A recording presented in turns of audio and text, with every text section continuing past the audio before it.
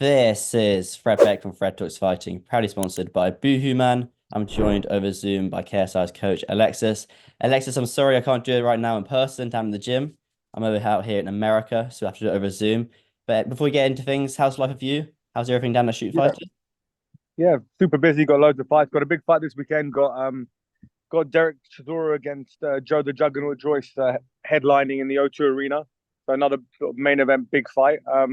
Yeah, training as usual, just pushing forward. Got another six fights a weekend after that, another two fights a weekend after that, and so just non-stop, non-stop. Who's in Derek's corner? You or Marius? Or was it you? And then Marius is on the other side of the ropes. No, no, he's in the corner with me. I've got a good cut man that we use. I'll have another physiotherapist, and I've got two other coaches, and then we have a warm up group of people as well. In the backstage in the change rooms, it's like a whole machine that kind of gets gets the things working. It's not like a one man show. Quite a lot of people involved in it.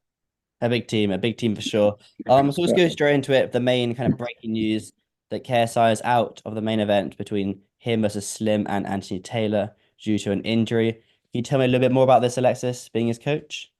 yeah. I mean, JJ's had this injury for quite a while, and it's getting worse and worse. And if I can talk about it, it's a stress fracture, ligament damage, bone bruising that we've had injected in the past, and we've pushed forward and pushed forward. And we had obviously we've got a big fight potentially at the end of the year in January that we have coming up, and this fight was an infill, was something that a tick over fight to get JJ in the ring so that he could just tick over and have competition and be motivated to push on through, especially with an injury. So we thought we could get away with it, but the truth is he can't hit anything hard. He can't spar hard. It just when you get a bone bruise, it's almost like the slightest flick of a touch, and you get that shooting pain that you got a dull ache, you got shooting pain, and then it turned into a dull ache for quite a while after the shooting pain. So it's quite hard to deal with. So he's just got to get treatment for that now, and I think that it's the wise and smart thing to do. Um, Again, it's frustrating for him and it's frustrating for us, but you can only do what the body will allow you to do. He's gutted. Um, Again, it wasn't with all due respect, it wasn't the amplitude of the fight. It wasn't like it's a Conor McGregor or a Mayweather or Jake Paul, a huge fight. But he's still G'd up and really ready to go. But it's very difficult to get get in the mood for it when every time you hit something, you get that level of pain that can't switch off. You know. And he had this injury for the Tommy Fury fight, that's correct? Yeah, I mean, we don't like to talk about injuries, but yeah, he did. I mean, we've had to inject our way and wrap our way and bite our mouth guard down, and it gets to a point where you keep burning the candle at both ends. If you keep using that hand, and you turn a stress fracture into a break, we have a serious problem. It's which is where we're at the line of now, where it's fine, he's cool, but every time he uses it, it hurts, and if he uses it a lot, there's a chance of it breaking, and that's something that we don't want to we don't want to do. So when can he punch again fully, 100, Well, 100% power with the hand? there's lots of different things that need looking at. I mean, from the point of view of osteopaths and physiotherapists, and obviously, God forbid, we don't need surgery. But the concept of it is that you're gonna have to heal the ligaments, and they're 8 to 12 weeks. Um, they're 8 to 12 weeks, and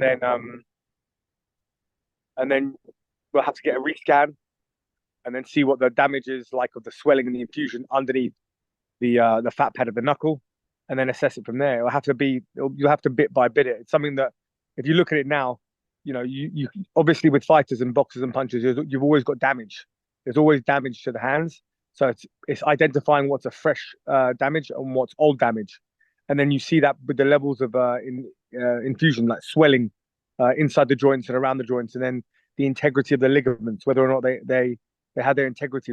If with what happens with these sort of injuries are that when you're punching, the ligaments have too much laxity, the fingers can rotate all the way around. You lose that ligament tensile strength, which is something that we can't afford to do. Otherwise, you rupture that, and it's a serious surgery, and it's never the same again. So it's stuff that we have to do. And when was the final decision made about KSI pulling out the fight and the fight being no longer? Yeah, to be honest with you, we were just literally days. We've been in the process of just pushing through, digging in, doing all the cardio, doing as much sparring as we can, taking off, icing it, getting back into it again, we got to inject it again, and it's just these things are ongoing with fighters. It does happen all the time, and we try and push through as much as we can, and we push through loads of camps with KSI in this situation with other injuries.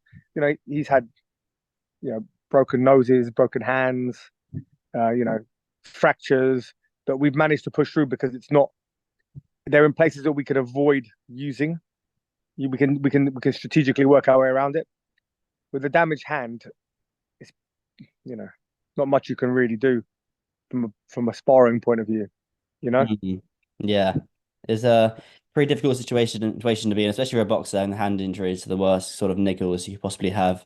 It's not like if you got an ankle injury where you can kind of still do pads and pull-ups and weights, but you can't run. When you got a hand injury, not being able to punch is a nightmare. But I guess you'll have KSI in the gym like 2, 3 times a week, still doing his cardio and still doing strength Yeah, conditioning.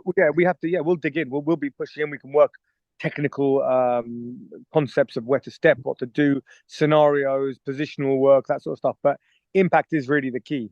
I mean, it doesn't matter whether we double sponge or we put him in a 22-ounce glove. You hit that stress fracture, you hit that ligament, you hit those tendons, you hit the fat pad, and that vibration. Number one, it's really painful. But number two, there's a chance of it, getting to a point where you have to have a surgery, which is something that we have to avoid. For us, that's avoiding surgery at all costs is the key. What's the likeliness for a surgery, would you reckon, 0 to 100? What? Sorry. The likeliness of a surgery, 0 to 100. If we keep using it, that percentage goes up massively. But I think where we are now, we caught it at a time where we're like, there's 20%. I'd say there's a chance of there being a surgery, 80% not. All the physios and doctors and surgeons have told us stop. They told us to stop a month and a half ago. And we were pushing through to try and get this fight done. Again, it's not the aptitude of the fight. Like I said, there are, from my point of view, this fight's not, and I mean this with no disrespect to either of the opponents, but it's not massively hard for JJ. In my opinion, that's why it's an in-between fight. Obviously, he wanted to fight a big fight, sort of December, January, February. That's what he wanted to do. But again, these things are all dependent on the opponents available, guys that want to accept fights, and fitness, health. Being healthy. Will KSI go see Paul, the physio? Yeah, this is slightly. Paul's fantastic with shoulders and backs. He's fantastic. Big shout to Back to Basics physio. He's fantastic. Looks after all the fighters. But this is slightly different in that it's you need CT MRI scans on it. We could probably have to get some shockwave therapy on it. Again, it's got to be diagnosed to a point where we're confident and happy with the rehabilitation that's going to be prescribed for us as well. Right now, there's a no impact policy on that hand. He's not allowed to use it. Yeah, I can understand it. Shout out to Paul though. Paul's been very, very helpful in the past. Let's talk about this then. There's been a lot of talk about KSI's resume comparing it to Jake Paul's resume. When it comes down to picking opponents for KSI, who has the final say in that? Yeah, look, ultimately, the final say doesn't lie. It lies with all of us as a team. It doesn't lie with anyone individual. The key really is that when you've got someone like KSI, he's a very, very big draw. And what he wants, and what I think everyone wants, is they want to line up this Jake Paul fight. So when you're matching opponents, the idea of JJ not having any fights, just to jump back into something when Jake Paul's been training for the last 5 years straight, you match opponents according. So you're like, okay, I'll have a warm up, I'll have a tough one. Oh, who did Jake Paul lose to? Tommy? I'll take him. Oh, then you take him, and then you have this sort of maths that you can do. You're like, well, Tommy pieced up Jake quite easily and beat him like decisively, whereas people humming and hawing who won against JJ and Tommy, and JJ looked better. So then you have some idea of like, oh, you know what? Now there's a level check there because they both fought the same guy. You have a kind of idea in your head of where you can go. So when we talk about picking opponents, I think you've got to look at the end goal of where you're going. To say that Jake Paul's going to fight one of the guys who hold any of the cruiserweight belts is ridiculous. That fight was terrible with Mike Perry. To say he's going to fight a cruiserweight world champion is outrageous. To say that the WBA might sanction someone like Chavez or whoever who aren't even in any rankings, who don't exist, who aren't professionals anymore, to say that, in the world of boxing, to say that they might do that is acceptable. I understand that, but we're not trying to get KSI to fight Canelo. like for the crew, for the light heavy belt or Bivol or Kovalev. It's not happening. You want the fights that are interesting and fun, and the Jake Paul fight is the one that we're chasing, and then you've got the Mayweathers who are there's history behind it. You've got the Conor McGregors, you've got these are big, huge fights that that these guys are interested in doing. I don't think we're going down the same route as Jake Paul in that. I don't think trying to legitimize a changing career for KSI or for Jake Paul is kind of valid. So Connor's got 2 fights left in his UFC contract. I don't know if he's fighting this year or whatever. It's very up in the air, the Michael Chandler fight. But the Mayweather fight is the one you spoke about in an interview a few weeks ago. How likely is that fight, and how confident are you in KSI? I know he'll be bigger, but we're talking about Mayweather here, like the greatest of all time. Yeah, I'm massively confident in that fight because of we have some mathematics behind it. We've got him fighting Deji. We've got him fighting Logan. We've got an idea of speed, an idea of power, an idea of how classy Mayweather is and that ring IQ and all of his history. The concept of what JJ can do right now is definitely motivational. What he did with Deji is, from a brother point of view, pretty unacceptable. Like you want to get something back on him for that. It was we were all there. It was a bit of a piss take, if I'm honest with you. It was something that I've seen before in fighting. Changing the ounces of the gloves on the night, giving extra danger money, telling him that he's going to be calm, everything's going to be okay, and then changing up. It's kind of dirty. Oh yeah, And I know. I was there that night. We all had to wait I think it was a good hour and a half before the co-main event to the main event. All the commentators, I remember talking to them after, were all sweating bricks the whole time because they had to talk for a good hour and a half straight, have no idea of how long they're going to be talking for and whatever. So yeah, yeah, but Mayweather already made his up they of changed it what from he what wanted. it was 12 ounces to 10 ounces last minute, wasn't it? No, it was 14-10. 14 to 10, yeah. I Yeah, remember that. that's a big difference. Wow. That's a knockout. That's massive, 14-10. And on Mm. top of it, the concept of Deji being able to say, "Hey, Floyd, chill, power down a little bit." That was said in the change room beforehand, and then obviously Mayweather decided to change his mind because he's Floyd Mayweather. He can do that. So the idea of that is it doesn't sit well with JJ. It wouldn't sit well with anyone. I was in Dubai the other day though, and during the Tam Khan show, the social knockout card, it was actually quite a good show there. But we had Darren Till fight. Obviously, it ended in more of an MMA fight, which is ironic Yeah, for the boxing debut. But why not do a fight like Darren Till? We can do it in Liverpool, and I think it's in the Echo Arena. Is that yeah. the Liverpool Arena? But I thought that before. Yeah, Darren Till, that good guy, real tough guy, pretty heavy as well. So that's the thing about all these fights. They're all remember JJ's walks around at a certain weight, and you want to make it kind of fair in that you want everyone to like not just make the same weight, but kind of start somewhere similar. Obviously these guys in MMA, like, okay, let's go to Jake Paul, an example. Do you know what he cut? Do you know how much weight he cut to make that weight? To make He 200 told pounds? me he cut. He told me in my interview he cut 30 pounds in 2 weeks. He cut 38 pounds in 4 weeks. Hmm. Yeah, 38 pounds in 4 weeks. It's a pro cut. It's a cut that fighters would do.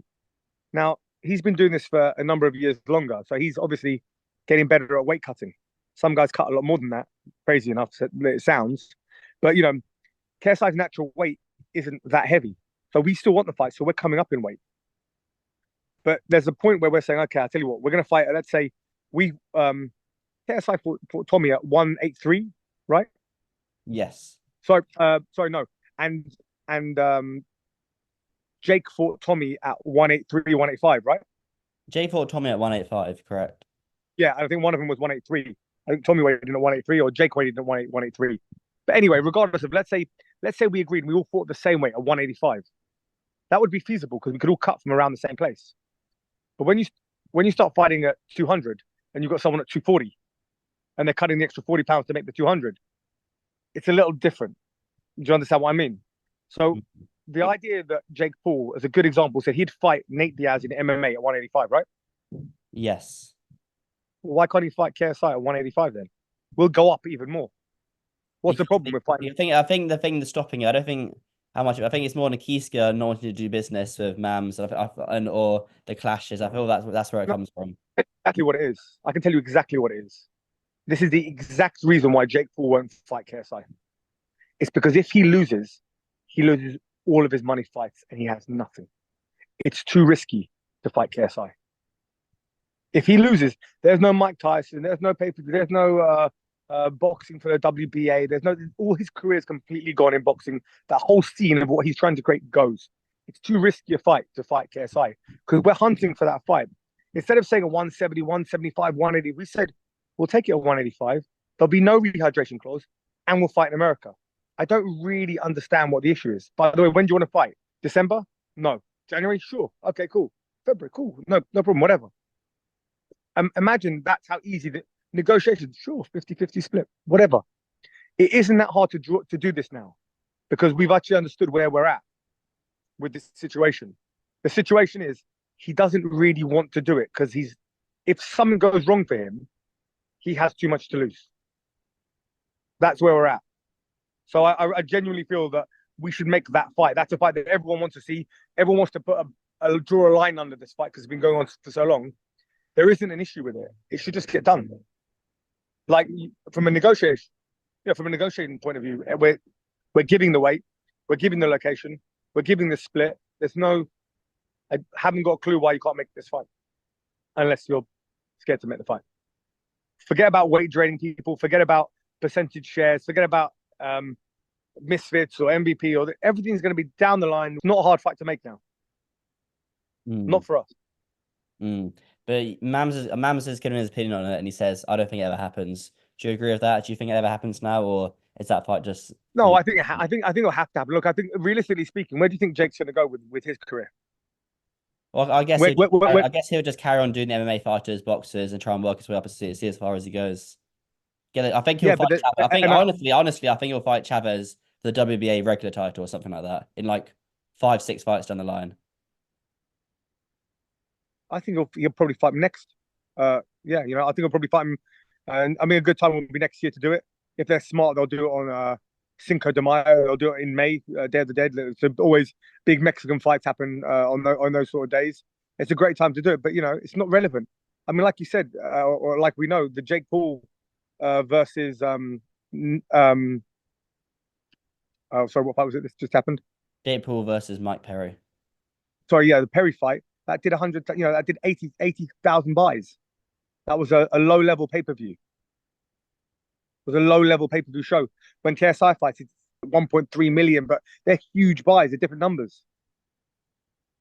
I think and then when you get Joe Fournier, I think KSI's Joe Fournier one and that had the least amount of hype going into it. That ended up doing about 300,000 buys. So KSI's buys are always very positive.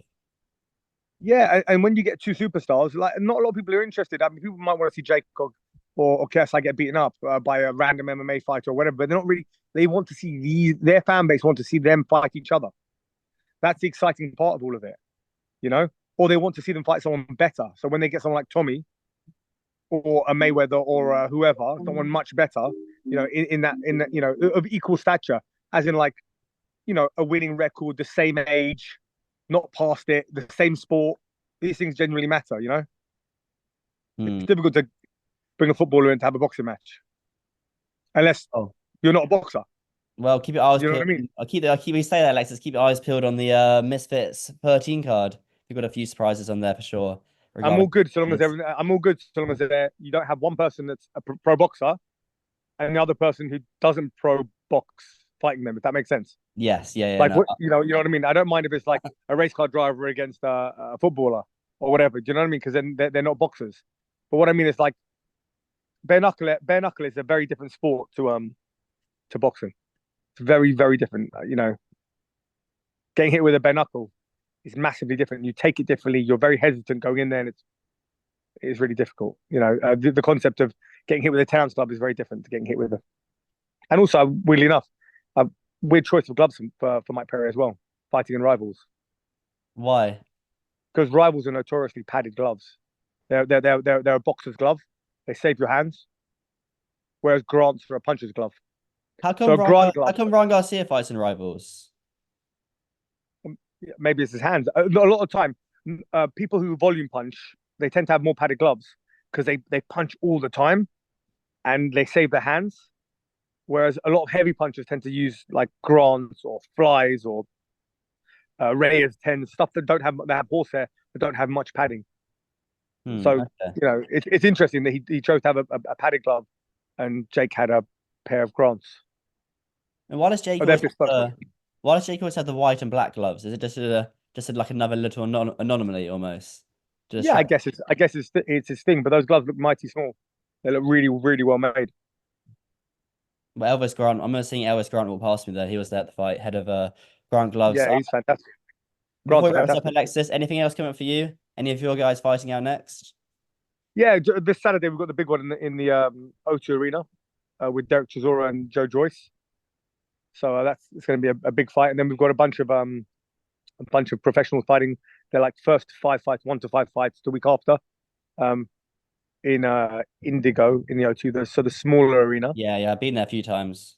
Yeah, and it's a nice spot, and then it just carries on going. But yeah, I mean, it's just super unfortunate that this August fight for JJ has to be pulled. But that's where we are at the moment. And then how's Marios?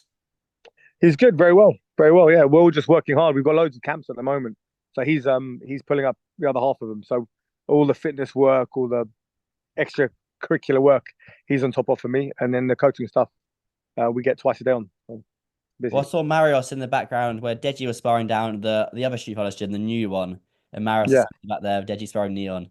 yeah, that was very funny, very funny. Yeah, it looks good, the new gym as well. It looks even better than last time I saw it. You guys got different ring canvases put on, I think. Yeah, so for different fight camps, so we've got like when we have loads of different guys camping, sometimes they want their own canvases in for the media work that Okay, they that's do. really fancy. And if I was a certain canvas, is that not like really like, okay, mate, who Hey, do you look, got? when you get the gloves on, we'll just put a red canvas on there. That's it. To hide Fred all talks the fighting. to hide all the blood, yeah. What would it take It's not, Marios? What would it take Marios to do an interview? yeah, he just doesn't do them. No, but he's got to at some stage. He's KSI's coach. He's your brother, Alexis. Yeah, it's just not his thing. He just doesn't want to do them. Do I need to wait till he started drinking and then he's had a few drinks, like tempt him? It's just not his thing. It's just not his thing. To be honest with you, we always have a thing about interviews. Like we do them for the fighter and for the press work, but we try our hardest to stay out of the camera. Like obviously we want to talk to the fighters and we want the fighters to get their recognition, but our recognition comes from the guys. When our guys do well, we get our recognition. But unfortunately for you though, Alexis, you're quite a good talker. And a lot of people do comment. You do get a lot of love in the comments saying Alexis is actually quite a good talker. So you don't help yourself and not doing interviews by be able to talk so well. But I'm Well, it's good. a I'm good at positive this. thing for I'm you. good at this. I appreciate that, but I'm good at this because I'm passionate about this. Because it's my sport and my job. So that, but you get me talking about something else. I'm sure I'm boring as fuck. But when it comes to fighting, I can talk about it all day because I genuinely have a love for it. No, I do appreciate your time as always, Alexis. And yeah, hopefully I'll see you back in the UK. Are you still going to go to I guess KSI will still be going to the Island show. He'll be performing his new 100%. album. So you're still going to be there? Yeah, 100%. We'll all be there. Listen, it's one of these things again. I'll put this in if you could put this into the interview as well. I think it's such even though I know the opponents weren't massive for JJ and that he didn't think much of Slim or AT or whatever, just because Slim's slightly undersized and gets hit a lot, and AT got beaten up by his training partner Idris. So even though that kind of motivation kind of dampened things, it was still looking forward to the fight, and I want to make sure that they understand that it's a shame, and if any of them want to roll up when JJ's better in the next sort of 8 weeks, 12 weeks, when we get back into the swing of things, if any of them want to roll up and spar, just so if they have any questions that they feel like they need answering, we're more than willing to take them up on the offer, and they can come down and pull up anytime. Well, I'll be sure. I mean, I interviewed Slim yesterday, which will be out in the next few days. But I'll pass the message on to Slim and AT. I guarantee they'll get clipped. We just said that and put on Twitter. But yeah, if that ever does happen, tell me and I'll be down there the camera immediately. Not to film the spot, Honestly, but for after the aftermath. well, no, 100%. And to be honest with you, you can film the spot. That kind of stuff doesn't bother me. If there's an issue, as in, because I spoke to JJ about that literally today when we were training. He was like, "Yeah, they can pull up anytime if they want, because there's not an issue with fighting any of them, and there's not an issue with sparring any of them. There's not an issue with it being on camera. It's just unfortunate that we have an injury right now, and that is the bottom line. JJ's not that type of guy to talk shit, so he'll back up his chat, no problem. Awesome. I think that's a wrap then, Alexis. Sounds good. Yeah, I'll Done. pass it on to Slim and AT when I speak to them next. But yeah, as Amazing. always, I appreciate your time. And yes, it's a long one today, so thank you for that, man. Appreciate it. Pleasure. Appreciate you. Thank you, man.